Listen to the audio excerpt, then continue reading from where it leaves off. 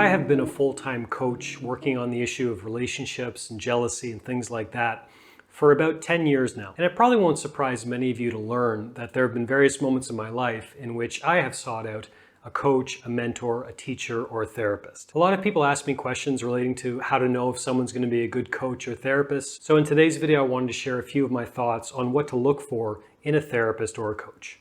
My name is Zachary Stockill, and since 2013, I've been working one-on-one with men and women from all over the world, helping them overcome retroactive jealousy, helping them overcome obsessive jealousy, and save their relationships. If you'd like more information about my work or you'd like to connect with me one-on-one, please visit my website at retroactivejealousy.com. The first thing I would say as a kind of disclaimer is this is not professional mental health advice. I'm not trying to interfere with anyone's course of professional mental health intervention. I'm not trying to give anyone or prescribe anything or anything like that. This is not professional mental health advice. These are just some of my own reflections. So again, one of the things that I look for in a therapist, in a coach, in a mentor is a sense of humor. And when I was putting together this video, this was really the first thing that jumped to mind. I think having some kind of a sense of humor, some ability to laugh at things, maybe even inappropriate things, is really important. Frankly, I don't trust people who don't laugh a lot. Life is really, really funny, and I don't trust people who don't acknowledge that or who can't see that on a regular basis. And I also think humor can be a great tool in terms of improving our mental health. It doesn't matter which issue we're facing. If we can find something to laugh at in that situation, especially ourselves, it bodes extremely well for our recovery. It bodes extremely well for actually transcending that challenge. I think laughing at ourselves and the world and life is very, very important.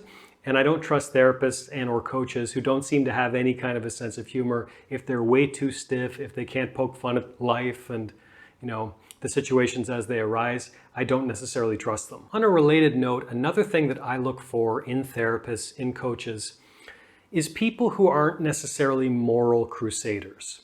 You probably know what I'm talking about. I'm not interested in connecting with ideologues. I'm not interested in trying to connect with someone who's trying to convince me of a certain way of looking at a situation or a way of looking at the world.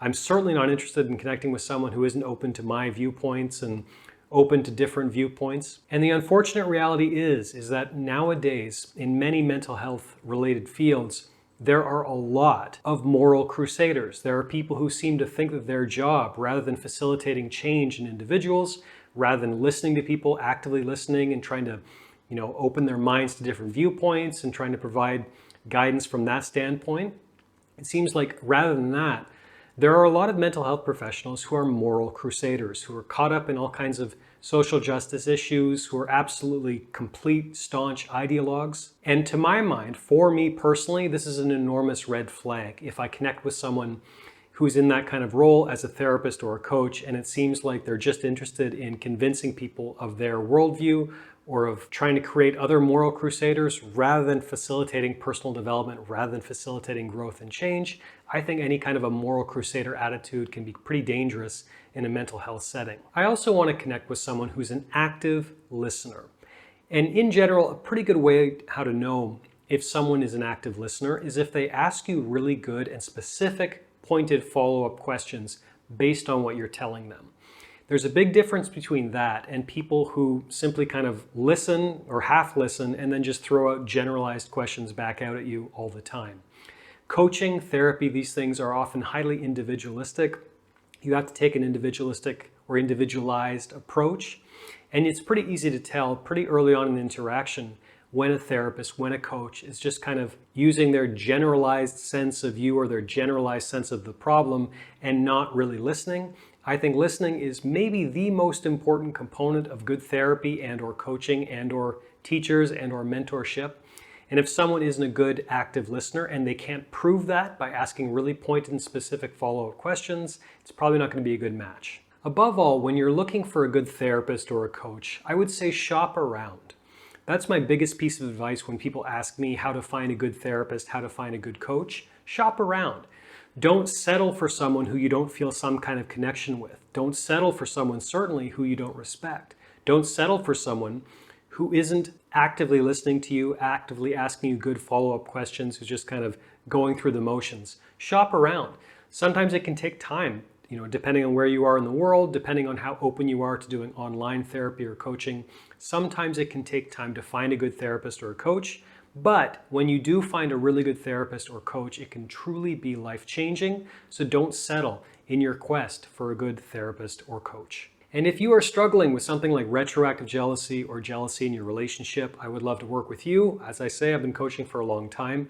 If you'd like more information about my particular coaching methodology, if you'd like to see if we might not be a good fit, please click a link in the description of this video to learn more about my own personal coaching service. A quick note also for retroactive jealousy sufferers in particular, a common complaint I hear from people when they email me is my therapist or my coach or whatever had no idea what I was talking about when I brought up this issue of retroactive jealousy. Many of these people tell me that they even felt judged by their so-called therapist or coach when they were talking about their feelings around their partner's past. I think if you're feeling judged by your coach or therapist, if they're trying to make you feel like a bad person, or it seems like they're absolutely oblivious, absolutely baffled by what you're telling them about your situation, that's a pretty good indication that this probably is going to be the right therapist or coach for you to work with on an ongoing basis.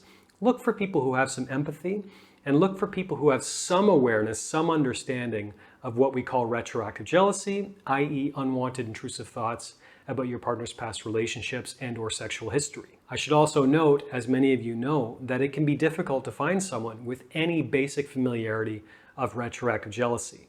This is still a pretty, minor issue, or should I say not a very popular or prominent issue. Clinical knowledge of retroactive jealousy is definitely in its infancy, so be sure to shop around and find someone who actually has some knowledge, some awareness, some handle on this issue of retroactive jealousy.